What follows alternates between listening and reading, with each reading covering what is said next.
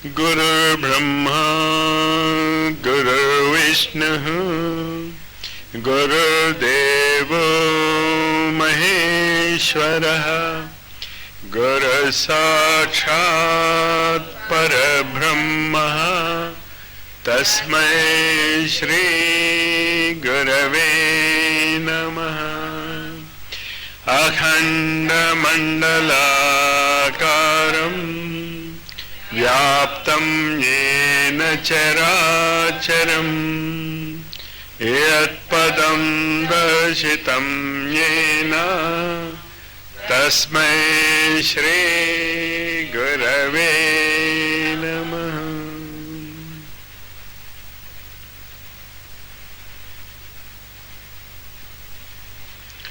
మానవ జాతి యొక్క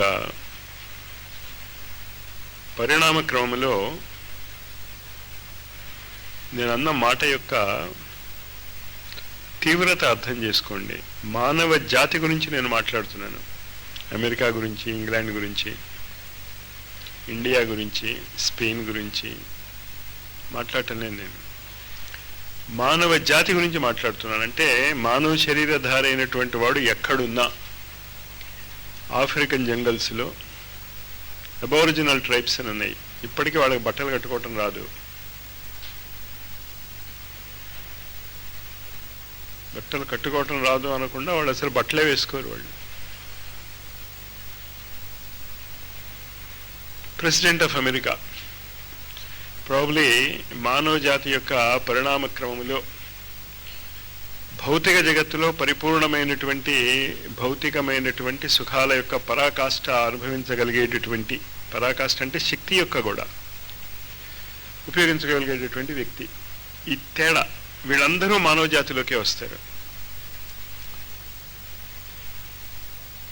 ఈ మానవ జాతి యొక్క పరిణామ క్రమంలో ఇప్పుడు మనం చాలా విచిత్రమైనటువంటి మలుపుకు వచ్చాం. ఏమిటా మలుపు అంటే అసలు పృథ్వీ గ్రహం అనేటటువంటి చేతనత్వము ఉండాలా వద్దా? ఈ ప్రశ్న మానవ జాతికి వస్తుంది. ప్రకృతిలో అది ఉంటుంది. ఎప్పుడెప్పుడు పృథ్వీ మీద భారం పెరుగుతుందో మనుష్యులు ఆ పృథ్వీని గందరగోళం చేయదలుచుకున్నారో ప్రకృతి ఏం చేయనివ్వదు. యదా యదా హి ధర్మస్య గ్లానిర్భవతి భారత అభ్యుత్థానం అధర్మస్య తదాత్మానం సృజామ్య. అంచేత పృథ్వీ గ్రహం మీద మనం ఉంటామా ఉండవా అన్న ప్రశ్న గురించి మనం మాట్లాడుకుంటున్నాం. అది అర్థం చేసుకోండి. అహంకరించకండి. మీరు పృథ్వీ గ్రహాన్ని ఏదో చేసేయగలరని మనం ఏం చేయలేము. పృథ్వీ ఉండనిస్తే ఉంటారు. కొంచెం వాతావరణంలోని నైట్రోజన్ పెర్సెంట్ మార్చేస్తే చాలు మనం చచ్చిపోవడానికి. అంతకంటే పెద్ద పనులు ఏం చేయక్కలే ఎవరు. మనం అంటే నా ఉద్దేశం మానవ జాతి మొత్తం గురించి మాట్లాడుతున్నాను. అమెరికన్ ప్రెసిడెంట్ దగ్గర నుంచి ఆఫ్రికన్ జంగల్స్లో లేకపోతే అసలు సమాజం అంటే ఎలా ఉంటుందో తెలియనటువంటి మానవుడి వరకు మొత్తం ఎగిరిపోతారు. వీళ్ళందరినీ కలిపికట్టుగా ఉండేటటువంటి అఖండ మండలాకారం వ్యాప్తం ఏన చరాచరం యత్ పదం దర్శితం ఏన తస్మై శ్రీ గురవే నమః. వీళ్ళందరికీ లింకు ఉండేటటువంటి ఒక అద్భుతమైనటువంటి చేతనత్వం మనలో ఉన్నది. అదే నికట భవిష్యత్తులో ప్రతి వ్యక్తి చూడగలుగుతాడు అన్నది ప్రిడిక్షన్. కానీ ఎప్పుడు చూడగలుగుతాం అది అక్కడ ఉంది అంటే? హరిద్వార్కి వెళ్ళొచ్చిన చాలా మందిని నేను అడుగుతాను, ఏమయ్యా శాంతి కుంజం చూసావా అని. అది ఎక్కడుంది సార్ అంటారు.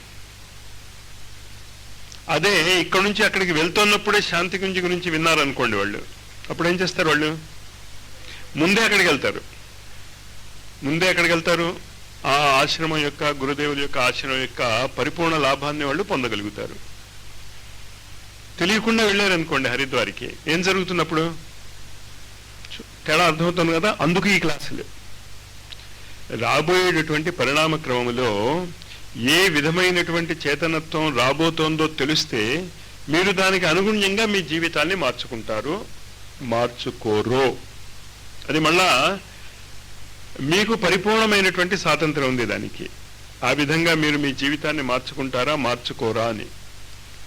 కానీ నా కోరిక ఇక్కడ ఉన్నటువంటి వాళ్ళు ఖచ్చితంగా దానికి తగినట్టు మీ జీవితాన్ని మార్చుకోవలసినదే.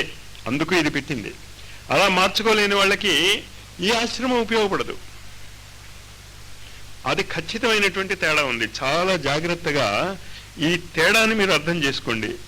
ఇది ప్రపంచంలో ఎక్కడా లేదు, గ్యారంటీగా నేను చెప్పగలను. ఇంచేత భవిష్యత్ కథనం చెప్పేటటువంటి పుస్తకాలు చాలా ఉన్నాయి. జ్వాలాకుల మహర్షి యొక్క ప్రతి పుస్తకంలోనూ ప్రతి లైన్ కూడా ఈ భవిష్య కథనాలతోనే నిండి ఉంది. అదే పుస్తకాన్ని మనం చదువుతున్నాం ఇప్పుడు. ఆ బుక్కే మనం చదివేది సాయంత్రం పూట. ఏ ట్రీటీజ్ ఆన్ వైట్ మ్యాజిక్. అలాంటి 24 పుస్తకాలు రాశాడు ఆయన. అగ్ని విద్య గురించి, అగ్ని యొక్క ఉపయోగం గురించి 1128 పేజీల పుస్తకం రాశాడు ఆయన. ఏ ట్రీటీజ్ ఆన్ కాస్మిక్ ఫైర్ అని. ధుని యొక్క ఉపయోగం గురించి 1000 పేజీలు రాశాడు. మహర్షి స్థాయిలో ఉన్నటువంటి వ్యక్తి. అసలు అగ్నిని ఎలా ఉపయోగించుకోవాలో కూడా మనకు తెలియదు. అహం వైశ్వానరో భూత్వా ప్రాణినాం దేహమాశ్రిత ప్రాణాపాన సమాయుక్త పచామ్యన్నం చతుర్విధం. 4 విధాలైనటువంటి అన్నాన్ని దేహాన్ని ఆశ్రయించి ఉన్నటువంటి ఈ అగ్ని అరగదీస్తూ ఉంటుంది, గ్రైండర్ లాగా. ఆ అగ్ని తన యొక్క మ్యాక్సిమం ఎఫెక్ట్ ఈక్వినాక్స్ డే నాడు చూపిస్తుంది. మేషరాశి, తులారాశి. జ్యోతిష్ శాస్త్రాన్ని మనం అధ్యయనం చేస్తూ ఉంటాం. 2 లైన్లు 3 లైన్లు అయిపోయాక మళ్ళీ మర్చిపోతూ ఉంటాం. అది ఒక సీరియస్గా సబ్జెక్ట్ లాగా టేకప్ చేయటం లేదు. ఇంట్రెస్ట్ ఉన్నవాళ్ళు, జ్యోతిష్ శాస్త్రంలో ప్రవేశం ఉన్నటువంటి వాళ్ళకి నా సలహా ఏంటి అంటే, ఈ ఆశ్రమాన్ని మీరు ఉపయోగించుకోండి, బ్రషప్ చేసుకోండి మీ జ్ఞానాన్ని. స్పెసిఫిక్ క్లాస్ టైమింగ్స్ పెట్టుకుని 23rd సెప్టెంబర్ లోపల. ఆ రోజు మీరు వింటే ఏం లాభంలే. ఆ రోజుకి మీరు ప్రిపేర్ అయి ఉంటే గృహప్రవేశం చేసే నాటికి మీరు ఇల్లు కట్టడం మొదలెడతానంటే ఎట్టా? గృహప్రవేశం నాటికి ఏమవ్వాలి?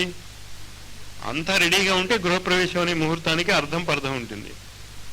లేకపోతే మన మినిస్టర్లు వీళ్ళందరూ చేసేటటువంటి శంకుస్థాపనలాగే ఉంటాయి. మన జీవితాలలో కూడా ఆ మూర్ఖత్వమే చేస్తూ మేము చాలా భక్తులమని, మాకు చాలా బాధగా ఉంది మాస్టర్ అని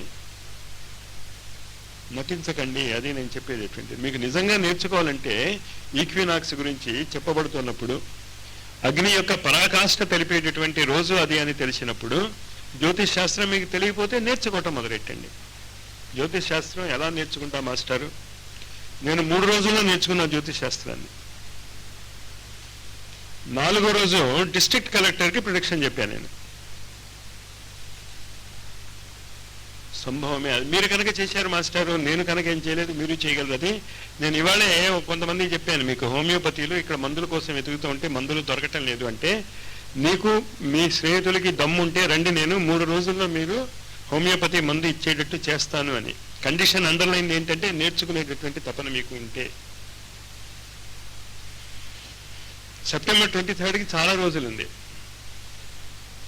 నేర్చుకోవచ్చు. మా వయస్సు ఒప్పుకోదండి. కబుర్లు చెప్పుకోవటానికి మీ వయసు ఒప్పుకుంటుందా? టైం వేస్ట్ చేసుకోవటానికి మీ టైం ఒప్పుకుంటుందా? నటన మళ్ళా టైం ఒప్పుకోవటం లేదు అంటారు. దాన్ని చాలా జాగ్రత్తగా అర్థం చేసుకోండి. ఇదంతా ఎందుకు చెప్పుకొస్తున్నాను అంటే, అఖండ మండలాకారం ఒక అద్భుతమైనటువంటి భవిష్యత్తులో జరగబోయేటటువంటి సంఘటనకి తయారు చేద్దాం మానవ జాతిని అనేటటువంటి ఒక కోరిక గురువులకు ఉన్నది. 5000 సంవత్సరాల నుంచి వాళ్ళు ప్రయత్నం చేస్తున్నారు. మన ప్రణాళికలన్నీ కూడా పంచవర్ష ప్రణాళికలు.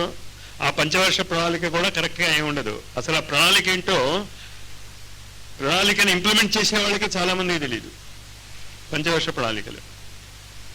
కానీ గురువుల యొక్క ప్రణాళికలు అలా ఉండవు. అవి 5000 సంవత్సరాల కిందటి నుంచి కలియుగము ప్రవేశించాక కలియుగములో జరిగేటటువంటి గందరగోళాలన్నీ మనం పొద్దున చదువుతున్నాం. మనం ఎలాంటి గందరగోళాలు ఉంటాయో, ఇలాంటి గందరగోళాలలో బయటపడేటటువంటి మార్గం ఏమైనా ఉన్నదా, దానికోసం జరిగేటటువంటి ప్రయత్నాలలో ఇప్పుడు నేను చెప్తున్నటువంటి భవిష్యత్ కథనము, దానికి మన వాళ్ళే ఒక పుస్తకం తయారు చేస్తున్నారు, ఈథరిక్ బాడీ అని.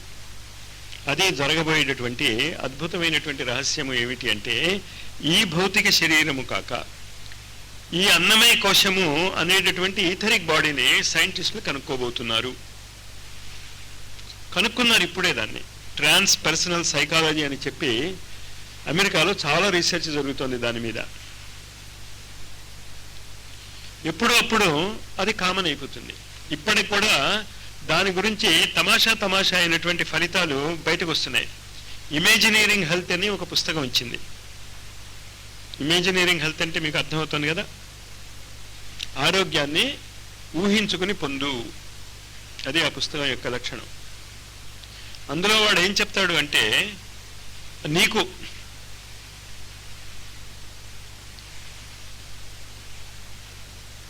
యొక్క బాహ్య లక్షణంతో సంబంధం లేకుండా అంతర్గతంగా ఉన్నటువంటి చేతనత్వాన్ని అభివృద్ధి పరిచేటటువంటి విశాలమైనటువంటి చేతనత్వం,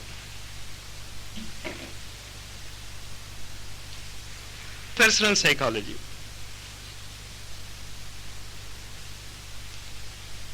ఏ విధంగా పనిచేస్తుంది?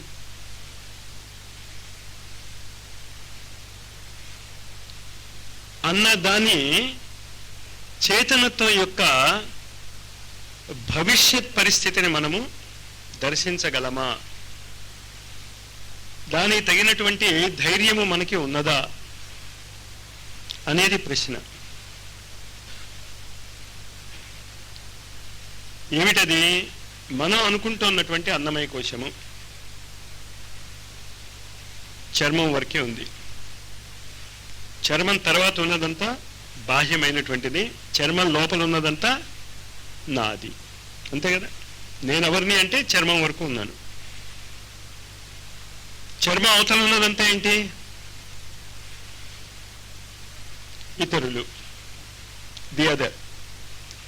కానీ ఈ చర్మానికి సంబంధం లేకుండా ఆఫ్రికన్ జంగల్స్లో ఉన్నటువంటి మానవ జాతి దగ్గర నుంచి ఇతర గ్రహాలలో కూడా ఎవరైనా మానవులు కనుక ఉంటే, ఆ మానవులకి మనకి మధ్య ఉన్నటువంటి ఓ అఖండ చేతనత్వం యొక్క లింక్ ఉంది. అఖండ మండలాకారం వ్యాప్తం ఏన చరాచరం యత్ పదం దర్శితం ఏన తస్మై శ్రీ గురవే నమః. ఆ చేతనత్వము 2 నిమిషాలు 3 నిమిషాలు మేము సాధన చేసుకుంటే వస్తుంది అనేది కాదు. 24 గంటలు కూడా ఆ చేతనత్వం గురించి తపన ఉన్నటువంటి వ్యక్తులకి మాత్రమే ఆ చేతనత్వం యొక్క అనుభూతి లభిస్తే లభిస్తుంది, లభించకపోతే లభించకపోవచ్చు. దాని కొరకే అది పెట్టింది అక్కడ. ద్వాదశ రాశి గురు పాదుకాస్తవము. పానీయములు ద్రావుచున్ గుడుచుచున్ భాషించుచున్ హాసలీలా నిద్రాదులు సేయుచున్ తిరుగుచున్ లక్షించుచున్ సంతత శ్రీ నారాయణ పాదపద్మయుగళే చింతామృతాస్వాద సంధానుడై మరిచిన్ సురారిసుతుడు ఏ తద్ విశ్వము. రాత్రి పొగలు ఇవి 2 పాదాలు. జాగ్రత్తమ్మ. రాత్రి పొగలు ఇవి 2 పాదాలు. ఏది ఎక్కువ వేసినా అడుగు బ్యాలెన్స్ పోతుంది. 2 అడుగులు సమానంగా పడాలి. ఆ సమానంగా పడేటటువంటి స్థితి మీకు సృష్టిలో 2 రోజులే వస్తుంది సంవత్సరంలో. ఎప్పుడు వస్తుందని చెప్పుకున్నాం? అది మార్చిలో ఒకసారి, ప్రతిరోజు కూడా వస్తుంది. ఎప్పుడు వస్తుంది అది?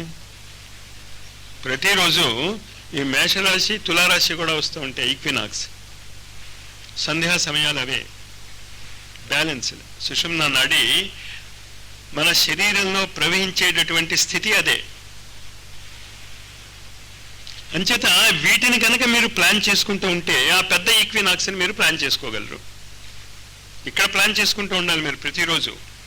దానికి గురుదేవులు ఏం చెప్పేవాళ్ళంటే, ప్రతిరోజు కొత్త జన్మ, ప్రతిరోజు కొత్త మృత్యువు. ఇది నినాదాలు మాత్రమే కాకుండా నిజంగా మనం మన జీవితాలలో కనుక దాన్ని పాటించగలిగితే, దీన్ని పాటింపజేయటానికి ఋషులు అందజేసినటువంటిది ఏంటి? సంధ్యావందనం. అంచేత ప్రకృతి యొక్క నియమాలు మీరు ఆచరణ చేయాలి అంటే ఈ సంధ్యావందనం యొక్క ప్రొసీజర్ మీకు తెలియాలి. కానీ ప్రతిసారి ఎన్ని క్లాసులు నేను చెప్తున్నా కూడా చివరికి ఎక్కడికి అవుతుంది అంటే రిచువల్ వరకే ఉంటుంది తప్ప ఆ రిచువల్లో ఉన్నటువంటి అంతరార్థాలకి వెళ్ళం మనం.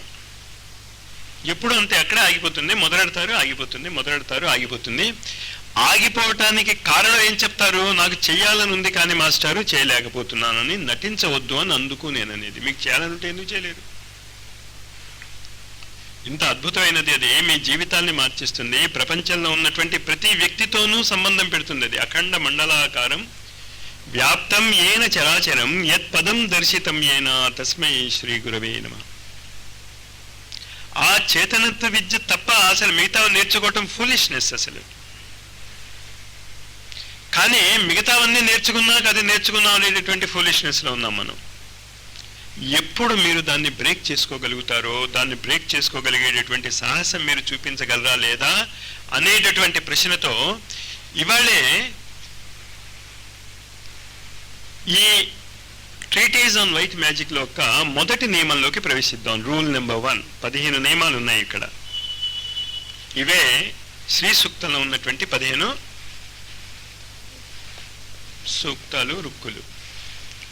శ్రీ సూక్తం మనకందరికీ తెలిసినదే.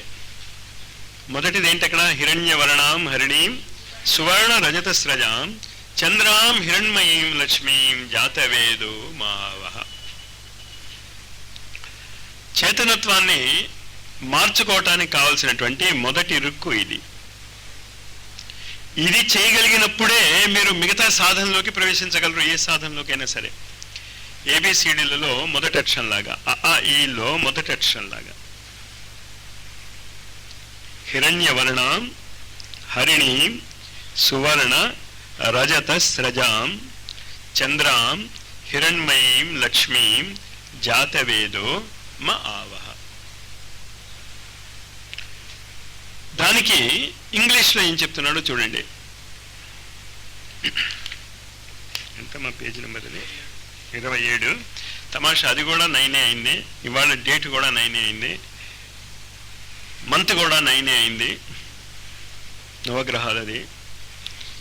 అది కూడా అవధూత స్వామి సమ్ముఖంలో చదువుకునేటటువంటి అదృష్టం ఉంది మీకు.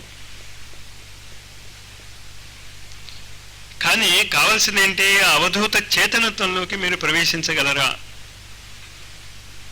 దత్తాత్రేయుడు అవధూత ప్రక్రియకి ఆధార పురుషుడు.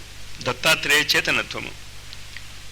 ఆ అవధూత చేతనత్వంలోకి ప్రవేశం ఎప్పుడు జరుగుతుంది అంటే ఈ నవగ్రహాన్ని మీరు దాటగలిగితే. ఆ దాటటానికి మొదటి నియమం చెప్తున్నాడు. The solar Angel collects himself. The solar Angel collects himself, scatters not his force, but in meditation deep communicates with his reflection. Formula అది. ఇందులో కొన్ని టెక్నికల్ వర్డ్స్ ఉంటాయి. ఒక విజ్ఞానాన్ని మనం నేర్చుకుంటున్నప్పుడు ఒక ఫార్ములాని E=mc² అని సైన్స్లో చదువుతూ ఉంటారు. అప్పుడు ఈ అంటే ఏంటి, ఎం అంటే ఏంటి, సి అంటే ఏంటి డిఫైన్ చేస్తాం, మనం నిర్వచనం చేస్తాం. ఈ ఉద్దేశంతో అక్షరాన్ని మేము అక్కడ వాడాం, మీరు ఈ ఉద్దేశంతోనే అక్షరాన్ని చదవండి అని అర్థం అక్కడ ఫార్ములా అంటే. సంస్కృతంలో చెప్పబడినటువంటి ఫార్ములా కంటే ఇంగ్లీష్లో చెప్పబడినటువంటి ఫార్ములాలు చాలా ఈజీగా ఉంటాయని సివివి గారు చెప్పారు. సంచేత సివివి గారి అనేక ప్రేయర్స్, దాని కోర్సులు అన్నీ కూడా ఇంగ్లీష్లోనే ఉంటాయి. కానీ వాటన్నిటికీ బేసిస్ ఏంటి అంటే పురుష సూక్తము, శ్రీ సూక్తము మాత్రమే. ఏ చేతనత్వ విజ్ఞానానికైనా మూడో పుస్తకం లేదు. మూడోది ఒక ఏమంటాను దాన్ని, కాపీ బుక్ లాంటిది, వర్క్ బుక్ లాంటిది మంత్రపుష్పం. ఈ మూడే బేసిస్. సోలార్ ఏంజల్ గాయత్రి మంత్రము దేనిని సవిత అని పిలుస్తుందో దానిని ఇక్కడ సవిత శక్తిని సోలార్ ఏంజల్ అని పిలిచాడు. దాన్నే మన యొక్క శ్రీ సూక్త మంత్రాల్లో జాతవేద అని పిలిచాం.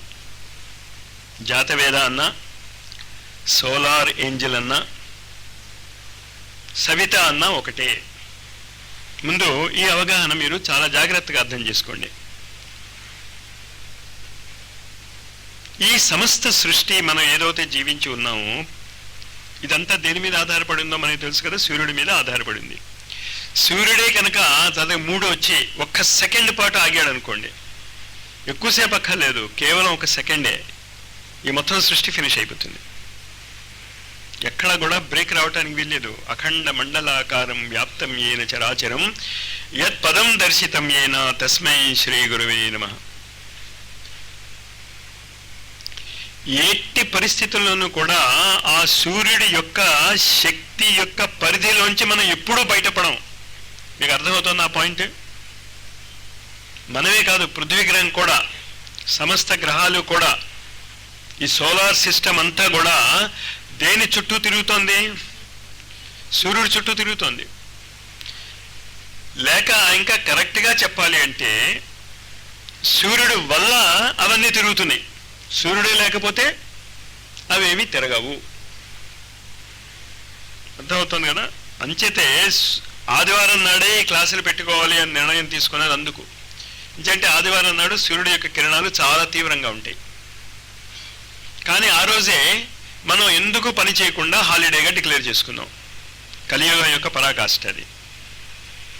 యాక్చువల్గా హాలిడే ఎప్పుడు డిక్లేర్ చేసుకోవాలి అంటే సాటర్డే నాడు, స్పిరిచువల్ లైన్లో ప్రకారం. శనైశ్చరతి, అన్ని పనులు చాలా మందకొండిగా జరుగుతాయి. అది కరెక్టే. శనివారం వచ్చేసింది అంటే ఆదివారం వస్తుందని అన్ని స్లో డౌన్ అయిపోతాయి. సెకండ్ సాటర్డే వస్తే అసలు వర్కే ఉండదు. అంతవరకు కరెక్టే. మనం అంటే రెస్ట్ పుచ్చుకోవటం వరకు మనం చాలా కరెక్ట్గానే రెస్ట్ పుచ్చుకుంటున్నాం. యాక్టివ్ అవ్వాల్సినప్పుడు మాత్రం కరెక్ట్గా యాక్టివ్ అవ్వటం లేదు. అదే గందరగోళం. సోలార్ ఏంజిల్కి 3 ఈక్వేషన్స్ ఇచ్చాను నేను. చాలా ఈక్వేషన్స్ వస్తాయి మీకు మిల్లిమిల్లిగా. ప్రతిదీ చాలా జాగ్రత్తగా గుర్తుంచుకోండి. మొట్టమొదటి సోలార్ ఏంజిల్ ఎవరు అవుతాడు? సూర్యుడు అవుతాడు. సూర్యుడు మొట్టమొదటి సోలార్ ఏంజిల్ అనేది. దానిని గాయత్రి మంత్రంలో మనం ఏం చెప్తున్నాం? సవిత అని పిలుస్తున్నాం. ఏమని చదువుతున్నాం అక్కడ గాయత్రి మంత్రాన్ని? తత్ సవితుర్వరేణ్యం, ఆ శ్రేష్ఠుడైనటువంటి సవిత. భర్గో దేవస్య ధీమహి, అంధకారాన్ని పోగొట్టుగాక. ధియో యోన ప్రచోదయాత్, మమ్ములను. చాలా విచిత్రమైనటువంటి మాట. ఎవడు ఎన్నిసార్లు ఆ మాట అన్నా, ఎవడు అది నన్ను క్వశ్చన్ చేయలేదు, ఇప్పుడు క్వశ్చన్ చేయరు. నేను ఆ క్వశ్చన్ వేస్తే ఓహో ఆ క్వశ్చన్ ఉంది కాబోలనుకుని ఊరుకుంటారు తప్ప మీరు ఆ క్వశ్చన్ కంటిన్యూ చేయరు. జపం చేసుకుంటున్నాడు వీడు, మంత్రజపం చేసుకుంటున్నాడు వీడు. ఏమని మంత్రజపం చేసుకున్నాడు? తత్ సవితుర్వరేణ్యం భర్గో దేవస్య ధీమహి, ఆ శ్రేష్టమైనటువంటి సవితుడు నాలో ఉన్న కంటే అంధకారాన్ని పోగొట్టుగాక. ధియో యోన ప్రచోదయాత్, మమ్ములను సన్మార్గం వైపు చేయుగాక అంటాడు. మంత్రం అర్థమవుతే మీకు, మంత్రం యొక్క భావం అర్థమవుతే ఆ సెంటెన్స్ అర్థం అది. ధియో యోనః, మమ్ములను సన్మార్గం వైపు ప్రేరేపించుగాక. ప్రేరేపించుగాక అంటే సన్మార్గం వైపు తొయ్యమనా, లేకపోతే సన్మార్గం వైపు నడిచే శక్తిని కూడా నువ్వే ఇచ్చే, నా వేలు పట్టుకుని నువ్వు నడిపించేసే, నువ్వే దున్నేసే భూమిని, నువ్వే విత్తనాలు నాటేసే, నువ్వే ఏ విధమైనటువంటి ప్రమాదాలు రాకుండా సకాలంలో వర్షం కురిపించేసే, పొలాన్ని కోసేసి ఇంటికి పంపించేసి, గింజలను కూడా నువ్వు తీసే అన్నం మాత్రం నేను వండుకు తింటాను, నీకు ఇవ్వను. నీకేం చూపిస్తాను? ఇలా చూపిస్తాను. మళ్ళీ ఎక్కువ వండి పెట్టాను నేను. మళ్ళీ ఎక్కువ పెడితే తినేస్తే నువ్వు. అదా అర్థం దాన్ని. అక్కడ ప్రేరేపణ చేయటం అంటే అర్థం ఏంటి? చెప్తాడంతే. అక్కడికి వెళ్తే నీకు వచ్చేటటువంటి లాభాలు నీకు విశదీకరిస్తాడు. ఆ ఉత్సాహం ఎవరు తెచ్చుకోవాలి? నువ్వు తెచ్చుకోవాలనే అర్థం ఆ మంత్రం యొక్క అర్థం. కానీ నువ్వు వ్యక్తిగతంగా తెచ్చుకోమని ఉంది అక్కడ. మరి ఎవరు మా అంటే అక్కడ ఎవడి గురించి మాట్లాడుతున్నాడు? గాయత్రి మంత్రము సర్వజనీనమైనప్పటికీ కూడా గాయత్రి మంత్రం యొక్క ఉపయోగము కేవలము ఈ కాలంలో ఇద్దరే చేసుకోగలిగారు. దయానంద సరస్వతి ఒకడు, శ్రీరామ్ శర్మ ఆచార్య ఒకడు. మిగతా దద్దమ్మలందరూ కూడా గాయత్రి మంత్రం యొక్క జపం చేస్తున్నటువంటి నటన చేసేవాళ్ళు మాత్రమే. ఇంత గాయత్రి పరివార వాళ్ళు ఇంతమంది అందరం కూడా ఇంకోళ్ళ గురించి ఎందుకు చెప్పడం? అది నేను కూడా అంతే అవుతుంది. అది ఇంచేతంటే నేను ఆ మంత్రోచ్చారణ చేస్తున్నప్పుడు మమ్ములని సన్మార్గం వైపు ప్రేరేపించు అని ఏ గ్రూప్ గురించి మాట్లాడుతున్నాను నేను? ఏ గ్రూప్ గురించి మాట్లాడుతున్నాను నేను? ఉందా జవాబు మీ దగ్గర? నా గ్రూప్ అంటారు. ఏది మీ గ్రూపు? మరి ఆ గాయత్రి మంత్రం యొక్క అర్థం ఏంటి? ఋషులకి భావం తెలియదా? మాట్లాడటం రాదా? చేయటం రాదా? మరి శ్రీ సూక్తంలో ఏమంటున్నాడు? జాతవేదో మావహ, నన్ను ఆవహించు అంటున్నాడు. ఆవహించిన తర్వాత పని ఎవడు చేయాలి? నువ్వు చేస్తావు. కానీ ఆవహించమని ఎవరిని అడుగుతున్నాడు? జాతవేదో. జాతవేదుడు అంటే అసలు మాటకు అర్థం ఏంటి? వేద అంటే నాలెడ్జ్ అని, జాత అంటే పుట్టగానే అన్నీ తెలుసున్నవాడు అని. మనకేం తెలుసు పుట్టగానే? ఏం తెలుసు మనకి పుట్టగానే? మరి ఆ మంత్రానికి అర్థం ఏంటి? ఎందుకు ఆ మంత్రం చదవటం మనం? ఈ రెండు మంత్రాలు అర్ధరహితంగా మనం ఉపయోగిస్తున్నాం అన్నది మీకు ఇప్పుడు అర్థమైందా? We are not using them. Gayatri మంత్రం మనం ఉపయోగించుకోవటం లేదు, శ్రీ సూక్తాన్ని మనం ఉపయోగించుకోవటం లేదు. సోలార్ ఏంజల్, ఇంకో మాట వచ్చింది. ఈ మూడు ఒకటే అని చెప్తున్నాను నేను. ఆ ఉపయోగించుకునేటటువంటి టెక్నిక్ తెలిసినటువంటి వ్యక్తులు ఇప్పుడు తయారు కావాలి అని గురువుల యొక్క కోరిక. అంతా భగవంతుడే చూసుకుంటాడు. ఆ మూర్ఖత్వం నుంచి బయటికి రండి. భగవంతుడే అంతా చూసుకోదలుచుకుంటే మీరు హాయిగా పడుకోండి. ఆశ్రమాలు అక్కర్లేదు, మంత్రాలు అక్కర్లేదు, జపాలు అక్కర్లేదు, ఏమీ అక్కర్లేదు. మీ పిల్లలకి మీరు చదువు చెప్పించక్కర్లేదు, కౌన్సిలింగ్ అక్కర్లేదు, ఏమీ అక్కర్లేదు. హాయిగా పడుకోండి. మళ్ళీ ఆ మాట అనకండి. భగవంతుడే అంతా చూసుకుంటాడు అనే నిజంగా దమ్ము మీకు ఉంటే పడుకోండి ఇంట్లో. లేదుగా, దమ్ము లేదుగా, మరి అంచేత నెక్స్ట్ ఆల్టర్నేటివ్ ఏంటి అని. ఈ స్థితి రావాలి మీకు. ఏ స్థితి రావాలి? మమ్ములను సన్మార్గం వైపు ప్రేరేపించు అనేటటువంటి గాయత్రి మంత్ర జపము చేస్తున్నప్పుడు ఏ మమ్ములను గురించి మాట్లాడుతున్నాం మనం? To what group we are talking? ఎవరిని ప్రేరేపించాలి ఆ సవితాశక్తి? ఏ గ్రూప్ని ప్రేరేపించాలి? అది క్వశ్చన్ మార్క్. శ్రీ సూక్తం ఏం చెప్తోంది? ఏ గ్రూప్ని ప్రేరేపించమన్నావు అని అడుగుతావేంటయ్యా? నీకు పుట్టుకతోనే తెలుసు నీ గ్రూప్ ఏంటో అంటోన్నది. జాతవేదో మావ, by birth you know your group. పూర్వకాలంలో జ్యోతిష్ శాస్త్రం అందుకు ఉపయోగపడేది. పుట్టగానే జ్యోతిష్ శాస్త్రం వేసేవారు, జాతకం వేసేవాళ్ళు. వాడి గ్రూప్ తెలిసిపోయేది వాళ్ళకి. దాన్ని మనము రాశులు అంటాం. రాశి చక్రం. రాశి అంటే అర్థం ఏంటి? గ్రూప్. ఇదొక కుప్ప, అదొక కుప్ప, అదొక కుప్ప. ఇంతకీ మీరు ఏ కుప్పకి చెందిన వాళ్ళు అని.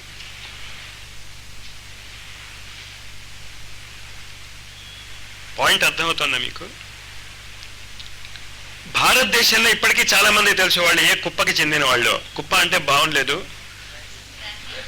కానీ కుప్ప అంటేనే మీకు అర్థమవుతుందేమో అని. రాశి అంటే మీకు అర్థం అవటంలే, ఇట్ ఈస్ ఎ గ్రూప్ అని. రాశి అంటే గ్రూపు. అర్థం కావటం లేదు కనుక మాటలు మార్చాల్సి వస్తుంది. ఆ భాష అర్థం కావటం లేదు కనుక ఈయన సోలార్ ఏంజల్ అని రాయాల్సి వచ్చింది. అంచేత మనం జ్యోతిష్ శాస్త్రం చదువుకుతున్నప్పుడు కుప్పల గురించి మాట్లాడతాం మనం. బాగోలేదు కానీ బురకెక్కుతుంది. మేషరాశి కుప్పకి చెందిన వాళ్ళం, కుంభరాశి కుప్పకి చెందిన వాళ్ళం. అలా మీరు ఎన్ని కుప్పలకి చెందగలరు? అంచేత మీ మంత్రము మిమ్మల్ని ఒక్కళ్ళని ప్రచోదన చెయ్యదు, ఆ కుప్పని ప్రచోదన చేస్తుంది. గాయత్రి మంత్రము అది అర్థం అవుతే తప్ప మీకు ఫలించదు. అందుకని మీకు ఫలించటం లేదు. ఎవరికి ఫలించదు, ఆ కుప్పల్లో దూరితే తప్ప మీరు. మరి దూరాలి అంటే జ్యోతిష్ శాస్త్రం తెలియాలా అక్కర్లేదా? అందుకే జ్యోతిష్ శాస్త్రము వేదానికి కన్ను వంటిది అని చెప్పారు ఋషులు. వేదాలు మీకు అర్థం అవ్వాలి అంటే జ్యోతిష్ శాస్త్రం తెలియాలి. జ్యోతిష్ శాస్త్రం తెలియని వాళ్ళకి వేదాలు అర్థం కావు. ఇంచేతంటే కన్ను లేనివాడు చదవలేడు కదా, చూడలేడు కదా. అంచేత జ్యోతిష్ శాస్త్రం, ఎలాంటి జ్యోతిష్ శాస్త్రం తెలియాలి? కుప్పల జ్యోతిష్ శాస్త్రం తెలియాలి. మీరు అది అర్థం చేసుకోండి. అందుకు పెళ్లిళ్ళు జరిగేటప్పుడు ఈ కుప్పకి ఆ కుప్పకి అనుకూలత ఉందా లేదా అని చూస్తాం.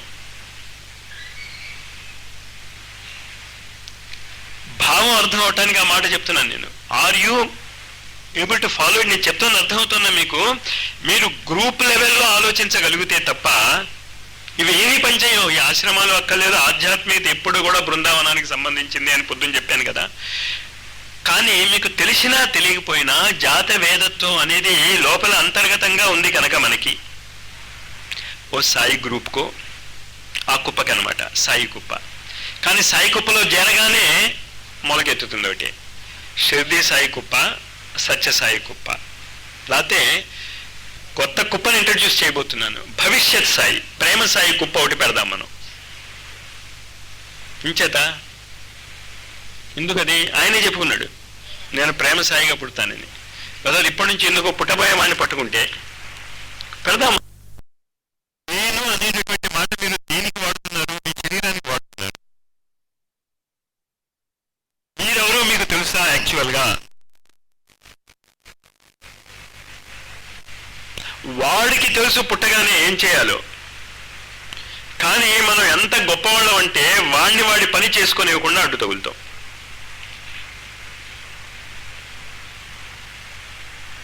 చాలా జాగ్రత్తగా అర్థం చేసుకోండి. ఈ పరంపర మనకు అర్థమవుతే తప్ప ఎంత పెద్ద గురువు మీ దగ్గరికి వచ్చినా, నేను కొండంత ఇద్దాం అనుకున్నాను, ఎవరూ అది అడగలేదు. ఒకడు పని కట్టుకుని వచ్చాడు షిర్డీ సాయి దగ్గరికి, చాలా డబ్బున్నవాడు, ఆత్మజ్ఞానం కొనటానికి. షిర్డీ సాయికి సడన్ గా 5 రూపాయలు అప్పుడే అవసరం వచ్చింది.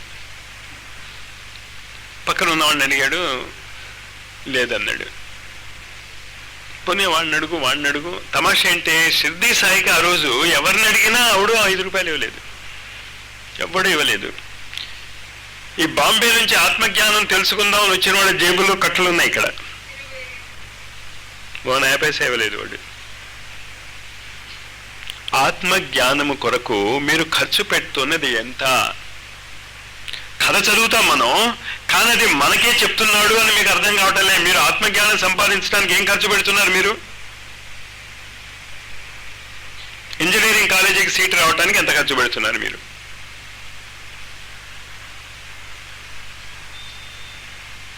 ఏమీ ఖర్చు పెట్టకుండా ఏదో గురువు కాళ్ళు పట్టేసుకుంటే మీ కష్టాలు పోతాయనుకుంటే పోతే పోవచ్చు కాక, కానీ అది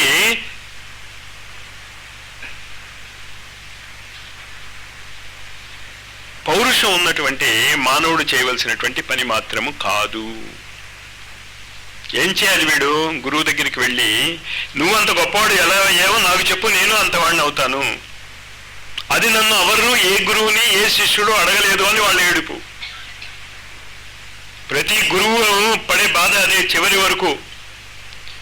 కానీ అక్కడ కూడా రామకృష్ణ పరమహంస ఒక యూనిక్ గా మిగిలిపోతాడు. అతనికి దొరికాడు ఒకడు, మిగతా వాళ్ళకి దొరికినట్టు నాకు ఎక్కడ దాఖలాలు లేవు ఎక్కడ. ఆయనకి మాత్రం దొరికాడు. తనకున్నటువంటి జ్ఞానాన్ని అంతా కూడా నేను ఇచ్చేసి నేను పికారిని అయిపోయాను అని చెప్పగలిగేటటువంటి గురువు అతను ఒక్కడే నాకు తెలిసి. మిగతా సృష్టిలో ఇంతవరకు నాకు తెలిసి ఏ శిష్యుడు ఏ గురువుకి అంత అండగా నిలబడి, నువ్వు నాకు ఇచ్చే అంత, నీ పని నేను చేసి పెడతాను, మనం అడుగుతాం ఇచ్చే అంత అని, కానీ ఆయన పని చేయడానికి కాదు. మనం అడుగుతాం, ఇచ్చేస్తే గ్యారంటీగా తీసుకుంటాం, దానికే ఉంది. కానీ వివేకానంద కూడా అంత అప్పనంగా ఏం రాలే. జాతవేద అంటే అర్థమవుతుందా మీకు నేనేం చెప్తున్నాను? మీరు పుట్టగానే ఒక విశేషమైనటువంటి కార్యక్రమము సాధించటానికి పుట్టారు. అది తప్ప అన్నీ చేస్తాం మనం. ఆ జ్ఞానము నా మీద ఆవహించుగాక. పుట్టగానే నేను ఏం చెయ్యాలనుకున్నాను? నేను మనకి దుఃఖాలు ఎందుకు వస్తున్నాయో తెలుసా? ఎక్కడో లోపల మనకి ఆ బాధ ఉంది, నేను దేనికోసం పుట్టాను అది చేయటం లేదు అని. ప్రతివాడికి అది చేస్తున్న వాడికి దుఃఖం ఉండదు, తెలిసినా తెలియపోయిన వాడికి. అది తెలుసుకోవటానికి అగ్ని తప్ప ఇంకొక మార్గం లేదు కనుక మన జీవితాన్ని ఆ సన్మార్గం వైపు వెళ్ళటానికి కావాల్సినటువంటి ప్రతి పనిలో అగ్నిని ప్రవేశపెట్టారు మన వాళ్ళు. జాతవేదుడిని ప్రవేశపెట్టారు. సంస్కారాలన్నీ కూడా అగ్ని యొక్క సమ్ముఖంలోనే జరుగుతాయి. రామ చేతనత్వం యొక్క మైత్రి, సుగ్రీవ చేతనత్వం యొక్క మైత్రి అగ్ని సమ్ముఖంలోనే జరుగుతుంది. చాలా జాగ్రత్తగా అర్థం చేసుకోండి, దీన్ని మననం చేసుకోండి. మీరు ఏం చెప్తున్నారో నేను శ్రీ సూక్తము యొక్క చేతనత్వ విజ్ఞానంలోని మొదటి ఫార్ములా వివరించటానికి ముందు మీలో ఉన్నటువంటి జాతవేదుడు ఎవరో మీకు తెలియాలి. మీలో ఉన్నటువంటి సవిత ఎవరో తెలియాలి, లేకపోతే ఈ పుస్తకంలో చెప్పినటువంటి సోలార్ ఏంజల్ అంటే ఎవడో మీకు తెలియాలి.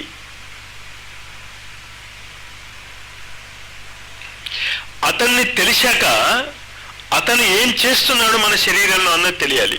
జాతవేదుడు అనేటటువంటి చేతనత్వం ఏం చేస్తుంది, సవిత అనేటటువంటి చేతనత్వం ఏం చేస్తుంది, సోలార్ ఏంజల్ అనేటటువంటి చేతనత్వం ఏం చేస్తోంది. 3 చేతనత్వాలు వచ్చాయి మనకి. గురుర్ బ్రహ్మ, గురుర్ విష్ణు, గురుర్ దేవో మహేశ్వర. ప్రతి చోట కూడా ఈ 3 వస్తూ ఉంటాయి మీకు. ఎలా మనం మాట్లాడుకుని చెప్పినా ఈ 3ంటికి తేడా ఉంది. జాతవేద అనే పదానికి, సవిత అనేటటువంటి పదానికి ఒకే భావంతో వాడలేదు, ఒకే చేతనత్వానికి వాడిన. సోలార్ ఏంజల్ అనేటటువంటి పదానికి చాలా తేడాలు ఉన్నాయి. సోలార్ ఏంజల్ అనేటటువంటి పదము విదేశీ మ్లేచ్ఛ భాష మాత్రమే అర్థం చేసుకునేటటువంటి దద్దమ్మలకి ఉపయోగపడుతుంది. ఆ దద్దమ్మల్లో మనం అందరం కూడా ఉన్నాం. నాకు ఈయన పుస్తకాలు చదివితే తప్ప పురుష సూక్తం, శ్రీ సూక్తం అర్థం కాలే. సోలార్ ఏంజల్ అనేటటువంటి పదము విదేశీ విద్యా విధానానికి బానిసలైనటువంటి వాళ్ళకి అర్థమయ్యేటట్టు వాడాడు. జాతవేద అనేటటువంటి పదము హిందువులకి వాడారు. మేము హిందువులం. ఇది హిందువులా? మనం హిందువులేగా. ఇంత అనుమానంగా ఉందా మీకు? ఒకడు మాట్లాడు స్వామి, హిందువులా అని అడిగితే ఒకడు మాట్లాడుతుందే గ్యారంటీగా. అయితే జాతవేద అంటే మీకు తెలుసు అనమాట. తెలుసా? తెలియకపోతే మరి నువ్వు హిందువు కాదు.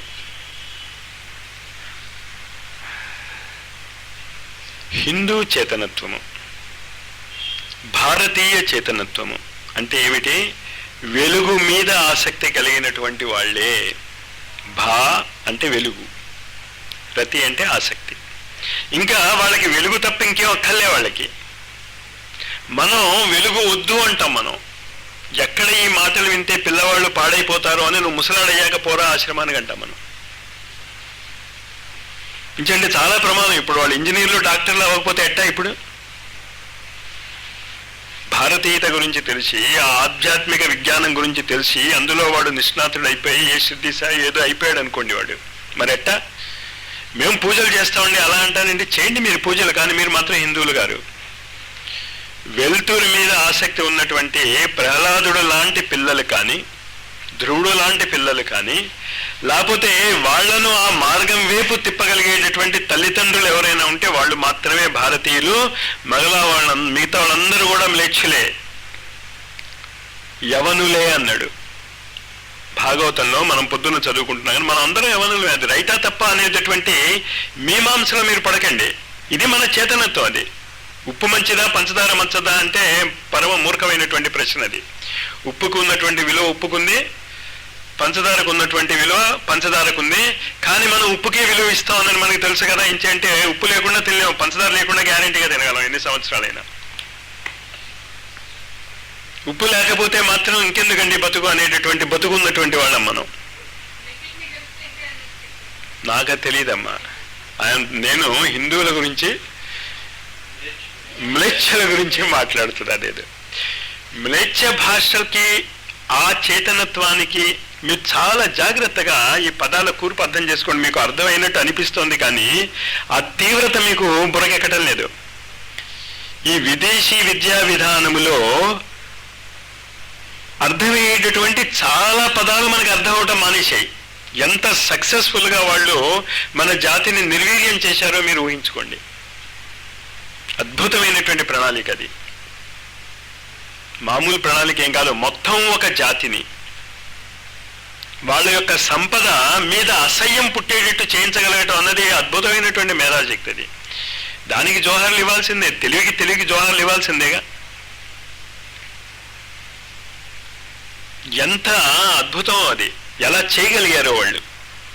అదంతా కూడా సోలార్ ఏంజిల్ అనే పదంలో నిక్షిప్తం చేశాడు జ్వాలాకుల మహర్షి. ఆ మహర్షుల యొక్క భాష ఫార్ములాస్ కదా ఇవి. ఆ ఫార్ములాలు అర్థం చేసుకునేటటువంటి టెక్నిక్ చెప్తున్నాను నేను మీకు.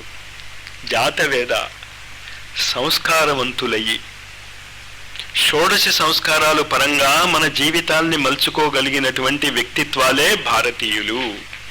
జాతవేద అంటే అది అర్థం. షోడశ సంస్కారాల పేర్లు గబగబ చెప్పేయండి ఎవరో ఒకళ్ళు, టక టక టక టక. 16 సంస్కారాలు: పుంసవనము, వివాహము, పుంసవనము, నామకరణము. మీకు నమ్మకం ఉన్న 16 సంస్కారాల పేర్లు మీరు చెప్పగలరని? శ్రీరామ్ శర్మ ఆచార్య బుక్లో 16 లేవు. ఎన్ని ఉన్నాయి? పొందిలే 16 లేవు అన్నది గ్యారంటీనే. మనం దానికి ఒప్పుకున్నాం కదా.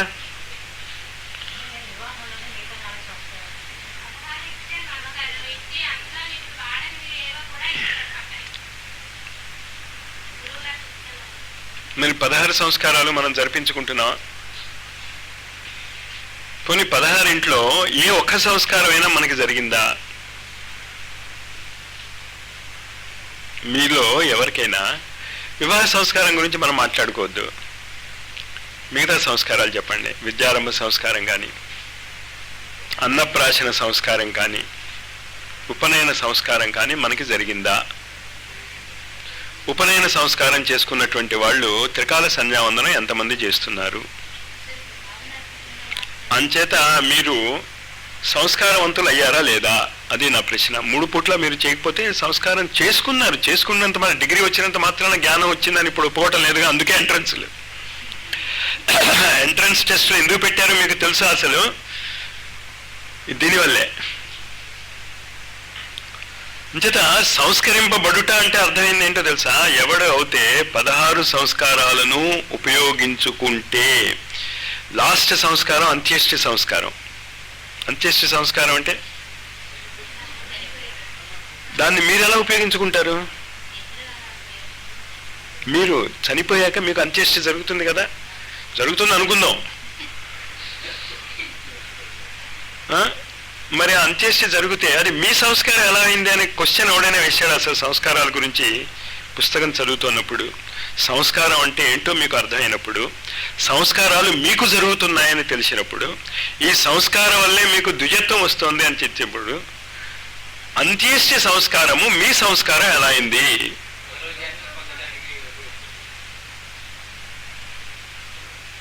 ఉపయోగపడుతోందా?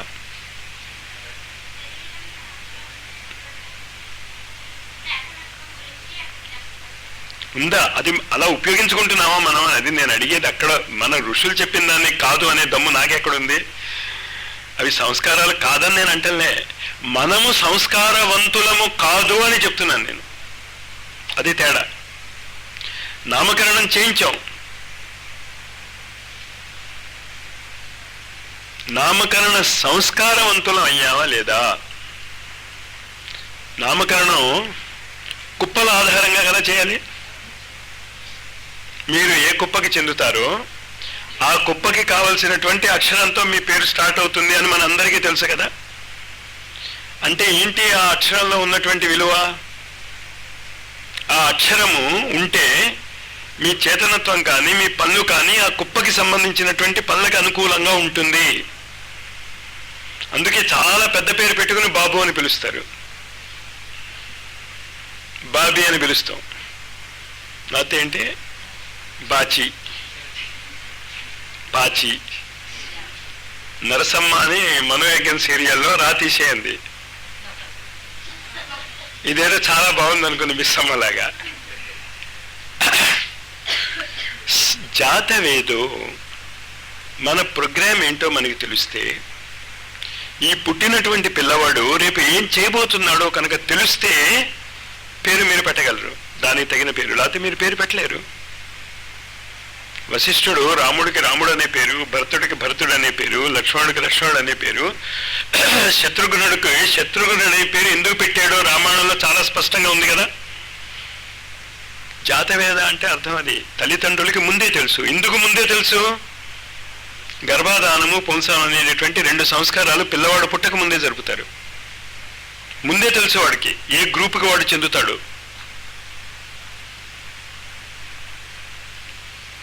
తెలుసా మనకిప్పుడు? ఆ విద్య మళ్ళీ బయటికి వస్తే తప్ప శ్రీ సూక్త పురుష సూక్తాలు మీకు ఎలా ఉపయోగపడతాయి అనుకుంటున్నారు? కానీ ఈ విద్య అంతా దేని మీద ఆధారపడి ఉంది? జ్యోతిష్ శాస్త్రం మీద ఆధారపడింది. మరి ఈ విద్య అంతా నేర్చుకోవాలి అంటే జ్యోతిష్ శాస్త్రం నేర్చుకుంటాం మేము, ఈ 3 రోజుల్లోనే ఎక్స్పర్ట్స్ అయిపోతాం అనే దమ్ము ఎంతమందికి ఉందో మీరే ఇప్పుడు చెప్పొద్దు. నాకు రేపు పొద్దున్న తెలిసిపోతుంది మీలో ఎంతమందికి ఆ దమ్ముందో. చెప్పడానికి ఆచరణకి చాలా తేడాలు ఉంటాయి. కానీ ఏమంటారు, నాకు నేర్చుకోవాలని ఉంది కానీ వీలు లేదు అంటారు.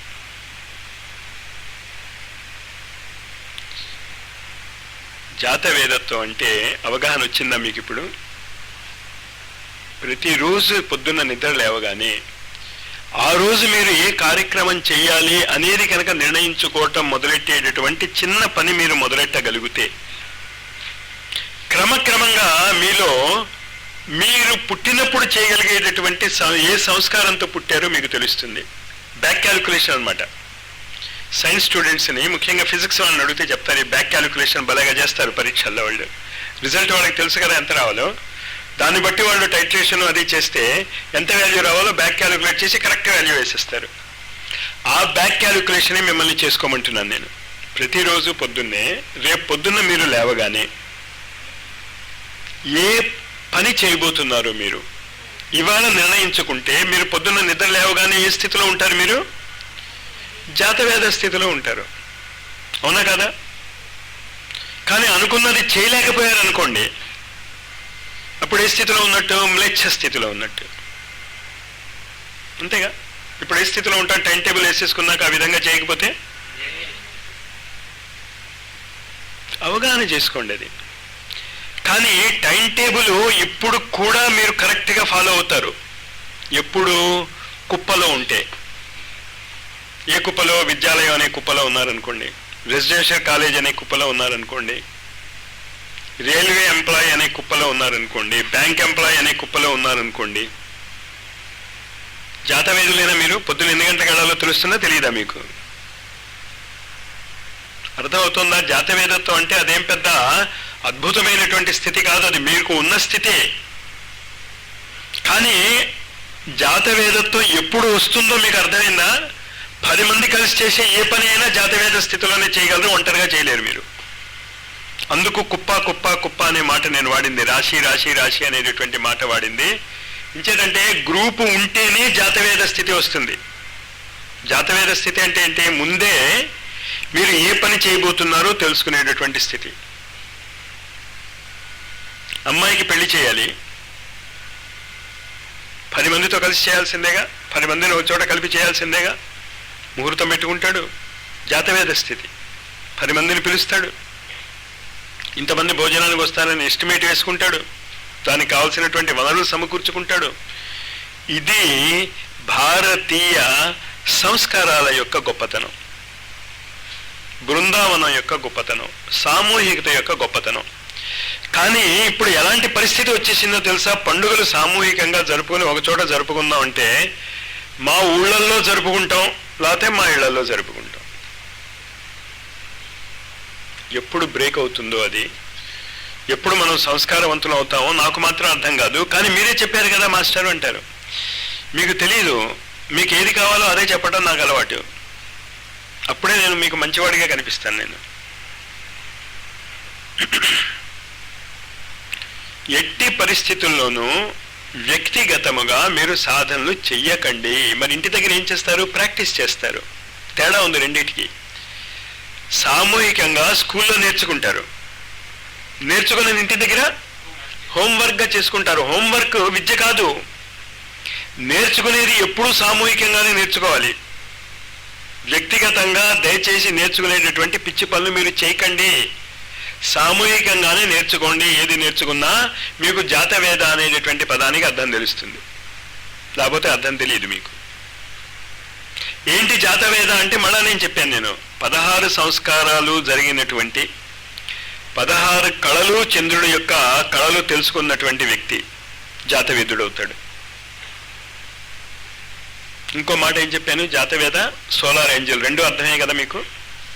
మూడోది ఏం చెప్పాను నేను? సవిత. సవిత గ్రూప్ కంటే పెద్దది. మొత్తము ఈ 12 రాసుల్లో తిరిగేటటువంటి 9 గ్రహాలను పూర్తిగా తన కంట్రోల్లో ఉంచేటటువంటి చేతనత్వం, అంటే ఇది ఏకైక సమూహం. దీనినే నేను గురుసత్తా అని పిలుస్తున్నాను. నేను ఏకైక అఖండ గురుసత్తా అంటే సవిత. అంచేత మీరు సవితాశక్తి లెవెల్లోకి ఎదగాలి, గాయత్రి మంత్రం ఉపాసన చేసేటటువంటి లెవెల్లోకి ఎదగాలి అంటే ఇప్పుడు మీరు ఏ కుప్పకి చెందిన వాళ్ళు అవుతారు? అసలు ఏ కుప్ప లేదు. 12 రాసులు కలిసిపోతే వచ్చేటటువంటి కుప్ప ఏదైనా ఉంటే ఆ కుప్ప అవుతుంది. ఆ కుప్ప ఉందో లేదో నాకు తెలియదు. కానీ ఒక నెల కిందటో 2 నెలల కిందటో 13వ రాశి కూడా ఉన్నది అని పేపర్లో పడింది. ప్రాబబ్లీ అది 13వ రాశి ఈ సవితాశక్తి ఏమో అవుతుందేమో. ఎందుకంటే భగవద్గీతలో 13వ అధ్యాయం దాని గురించి చెప్తుంది. క్షేత్రజ్ఞ విభాగ యోగము. క్షేత్రజ్ఞుడు సవితాశక్తి, క్షేత్రము మిగతాదంతా కూడా. ఈ 3 పదాలు చాలా జాగ్రత్తగా మీరు అర్థం చేసుకోండి. ఇది అర్థం చేసుకున్న తర్వాత నెక్స్ట్ క్లాసులో ఈ మిగతా ఆస్పెక్ట్స్ చదువుదాం. The solar Angel collects himself. ఆ సవితాశక్తి ఏం చేస్తుంది? తన్ని తాను కలెక్ట్ చేసుకుంటుంది. Scatters not his force. తన శక్తిని వేస్ట్ చేసుకోవటం లేదు. ఇన్ మెడిటేషన్ డీప్, చాలా లోతైనటువంటి ధ్యానంలో ఉన్నాడు. Communicates with his reflection. ఆ ధ్యాన స్థితిలో తన యొక్క ప్రతిబింబముతో సంపర్కం పెట్టుకొనుచున్నది. Scatters not his force. ఈ రెండు ఒకే ఆస్పెక్ట్. ధ్యానములో మీరు చేసేది ఏంటి అంటే మీ మొత్తము బహిర్గతంగా వెళ్తున్నటువంటి శక్తులన్నింటినీ కూడా ఒక బిందువు మీదకి కేంద్రీకరిస్తారు. ధ్యాన స్థితిది అంటే అర్థం అది. బహిర్గతంగా మనకి పంచేంద్రియాలు ఉన్నాయి. ఈ 5 ఇంద్రియాలు ఎప్పుడూ బయటకి వెళ్తూ ఉంటాయి. వాటిని మీరు వెనక్కి వైపు తిప్పుకోగలగాలి. దృష్టి ఇలా కదా చూస్తోంది, మీరు దృష్టిని వెనక్కి తిప్పుకోవాలి. చెవులు ఇలా కదా వింటాయి, అంటే ఇటువైపు నుంచి వచ్చే శబ్దాన్ని కదా వింటాయి. మీరేం చేయాలి? ఇప్పుడు దాన్ని లోపల నుంచి వచ్చేటటువంటి శబ్దాలు వినటానికి ప్రయత్నం చేయాలి. స్పర్శ, బయట ఉన్నటువంటి వాయువుని కదా స్పర్శ పట్టుకుంటోంది. మన శరీరంలో ఎన్ని రకాల వాయువులు ఉన్నాయి? 10 రకాలైనటువంటి వాయువులు ఉన్నాయి. మన అంతర్గతమైనటువంటి శరీరంలో ఆ 10 రకాలైనటువంటి వాయువులు ఎలా మనని స్పృశిస్తున్నాయి? ఉదానము కంఠము పైన, వ్యానము శరీరం అంతా స్పృశిస్తుంది, సమానము నాభి వద్ద స్పృశిస్తుంది, అపానము నాభి కంటే కింద భాగాల్లో స్పృశిస్తుంది, ప్రాణవాయువు హృదయం దగ్గర స్పృశిస్తుంది. ఈ 5 రకాలైనటువంటి స్పర్శలు మీకు తెలుస్తున్నాయా? దాన్ని ప్రాక్టీస్ చేసుకోవాలి. మీరు చెప్పడం చాలా తేలికే, 5 రకాలు, దాన్ని ప్రాక్టీస్ చేసుకోవాలి మీరు. 5 రకాలైనటువంటి ఇవి కాకుండా ఈ 5 రకాలైనటువంటి ప్రాణాలకి సంబంధించినటువంటి 5 ఉప ప్రాణాలు ఉన్నాయి. నాగ, కూర్మ, కృకల, దేవదత్త, ధనంజయ. కనీసం పేర్లైనా తెలుసుకోండి. వీటి కార్యక్రమాలు ఏంటి? ఉప ప్రాణాల యొక్క కార్యక్రమాలు. అవి మన శరీరంలో ఎలా పనిచేస్తున్నాయో మనకి తెలియాలి. ఎలాంటి నిర్వీర్యమైనటువంటి జాతి అయిపోయిందో తెలుసా మంది? ఇంత జ్ఞానం సంపాదించుకోకుండా, ఏమీ లేకుండా మేము కళ్ళు మూసుకు కూర్చుంటే అంతా వచ్చేస్తుంది అనేటటువంటి అద్భుతమైనటువంటి భ్రమ కలగజేశారు చాలా మంది గురువులు. వాళ్ళకి రాక ఖచ్చితంగా ధైర్యంగా చెప్తున్నాను నేను, అది వాళ్ళకే వచ్చి ఉంటే ఖచ్చితంగా ఇది నేర్చుకోవాలని చెప్పుండేవాళ్ళు. రాకపోతే నేర్చుకోవాలి, చెప్పాలి. ఇది భారతీయ సాంఖ్యయోగంలో కపిలుడు దేవహూతికి చెప్పినటువంటి విద్య ఇది. భాగవతంలో ఉంది ఇది. నేను కొత్తగా ప్రవేశపెట్టినటువంటి విద్యలేం కాదు ఇది. ఇవంతా తెలిస్తేనే భారతీయులు అవుతాం మనం. ఖచ్చితంగా ఈ జ్ఞానము వల్ల మనం మిగతా వాళ్ళందరికంటే చాలా గొప్పగా అవుతాం. కానీ ఈ జ్ఞానం లేకుండా చెక్క భజనలు చేసుకుంటూ గురువే అంతా చేసుకుంటాడు అనేటటువంటి మూర్ఖత్వంలోంచి బయటపడకపోతే ఈ జన్మ వృధా అవటమే కాకుండా అనేక జన్మలు వృధా అయిపోవటానికి కావాల్సినటువంటి సంస్కారాలు ఏర్పడతాయి. ఒక తప్పు చేశాం అనుకోండి, సిగరెట్ తాగటం అనేటటువంటి అలవాటు చేసుకున్నాం అనుకోండి, తప్పు చేశారు మీరు ఆల్రెడీ. ఇప్పుడు ఎక్కడ కొంప ములుగుతుంది? అది మానుకోలేరు మీరు. అందులో ఇలాంటి చోట ఇంచేదంటే ఇక్కడ మార్గదర్శనం చేసేవాడు ఉంటే తప్ప మీరు కరెక్ట్ చేసుకోలేరు. మీరు తప్పు చేస్తున్నారో ఒప్పు చేస్తున్నారో కూడా తెలీదు. జాగ్రత్తగా ఉండండి. Scatters not his force. సాధకుడు తన శక్తుల్ని దుర్వినియోగపరచుకోడు. ఎంత దుర్వినియోగం మనం పరుచుకుంటున్నాం? వినకూడదు అనుకుంటాం, వింటాం. ఇంకా తమాషా ఏంటంటే ఏది వినకూడదు అది మాత్రమే వింటాం. ఏది చూడకూడదు ఏమంటారు? చెప్పకూడదు కానీ చెప్తున్నానంటారు. నాకు భలే భలే ఆశ్చర్యం వేస్తున్నాయి మనుషుల యొక్క మాట. ఫోన్ చేస్తారు రాత్రి 1 గంటకి, మాస్టారు డిస్టర్బ్ చేశానా అని అడుగుతారు. నాకు అర్థం కాదు అసలు, అదెందుకు అడగటం? దాని తర్వాత ఏమంటారు? సమస్య వచ్చి పడిందండి, ఇంతకీ మీ ఆరోగ్యం బాగుందా? నువ్వు 1 గంటకి ఫోన్ చేసావు, ఖచ్చితంగా నీకేదో బాధ ఉంది కదా, తక్కమని చెప్పే ఆ బాధ ఏంటో.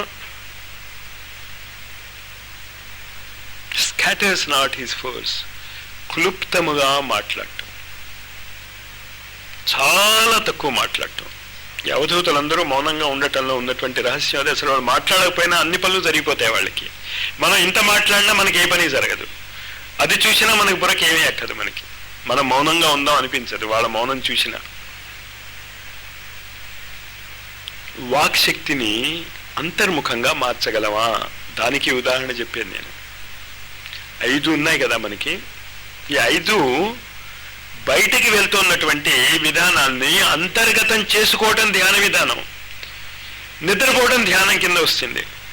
హైదరాబాద్లో ఆ గ్రూప్ మెడిటేషన్ చేస్తున్నప్పుడు వాళ్ళు చెప్పారు, మాస్టారు భలే నిద్రపడుతోందండి అని. They were very honest. ధ్యానం చేయడానికి కూర్చుంటున్నా మాస్టారు, కూర్చోగానే గురక పెట్టేస్తున్నారు 5-6. మేము కొంతసేపు తర్వాత గురక పెడుతున్నాం అని చెప్పారు. మనం గురక పెట్టలేకపోతున్నామేమో నా డౌట్. మీరు మీ ఇంద్రియాలని రివర్స్ చేసుకోవటానికి ప్రయత్నం ఏదైనా చేస్తున్నారా? అది ప్రయత్నం చెయ్యాలని మీకు అర్థమవుతోందా? దాన్నే ప్రత్యాహారం అని అంటాడు పతంజలి. బయట ఉన్నటువంటి ఆహారాలకు ప్రతిగా అంతర్గతమైనటువంటి ఆహారం ఇవ్వండి. ఆహారం అంటే విషయాలే కదా.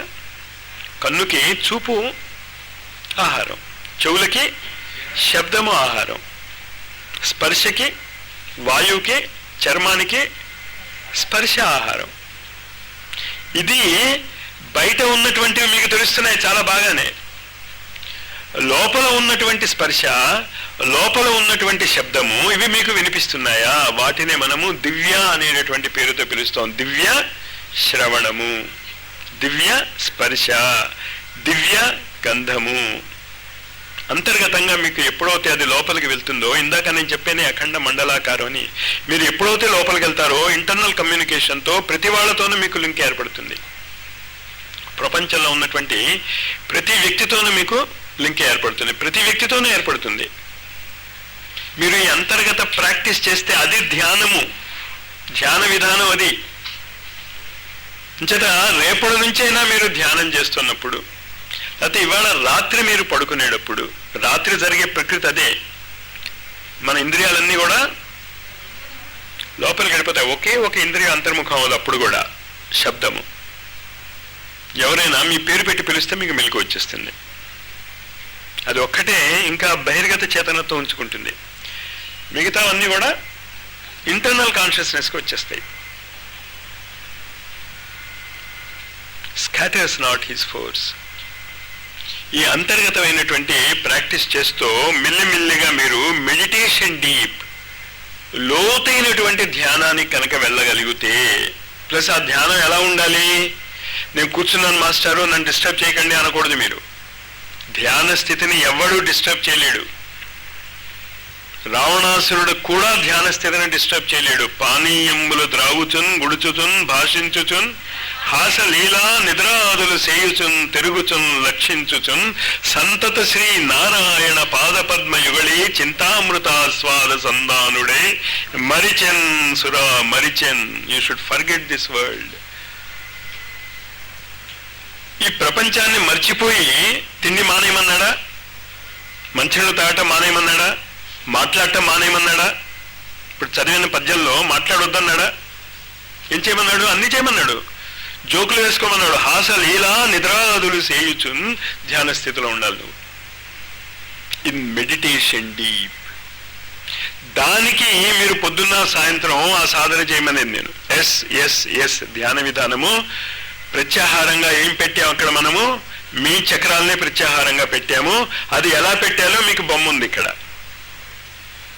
ఆ బొమ్మలో ఉన్నటువంటి అక్షరాలు మీకు బహిర్గతమైనటువంటి శబ్ద శ్రవణం ఇంకా ఎందుకుంటుందో చెప్పేటటువంటి విద్య అక్కడ రాసి ఉంది. దర్శించం, చూడండి దాన్ని, చూడండి దాన్ని, అవగాహన చేసుకోండి. డీప్ మెడిటేషన్లోకి వెళ్ళాలంటే ఇది తప్ప మార్గం లేదు. వైద్యో నారాయణో హరి, భగవంతుడు. వైద్యుడు ఎవరు అంటే భగవత్ స్వరూపుడే. ఇంచేత వైద్యులకి ఈ అంతర్గతమైనటువంటి దృష్టి ఉండాలి అని మీరు ఎప్పుడైనా మెడికల్ కాలేజీ మెడికల్ సర్టిఫికేట్స్ అవి చూస్తే ఈ బొమ్మే కనిపిస్తుంది మీకు అక్కడ. ఎప్పుడైనా చూసారా మీరు? ఈ బొమ్మే ఉంటుంది అక్కడ. చూడండి మీరు ఎప్పుడైనా మెడికల్ కాలేజీకి అక్కడికి వెళ్ళి ఈ బొమ్మే ఉంటుంది. ఇందుకుంది సర్వజనీనంగా ఆ బొమ్మ అనే ఆ ఐడియా కూడా రాదు మీకు. ఇంచేతంటే ఎప్పుడైనా మీరు వైద్యం చేయాలి అంటే మీరు అంతర్గత ప్రవృత్తి ఉండాల్సిందే. వాడు చెప్పిన లక్షణాలు బట్టి మీరు మందు వేస్తే పెద్ద ఏం లాభం లేదు.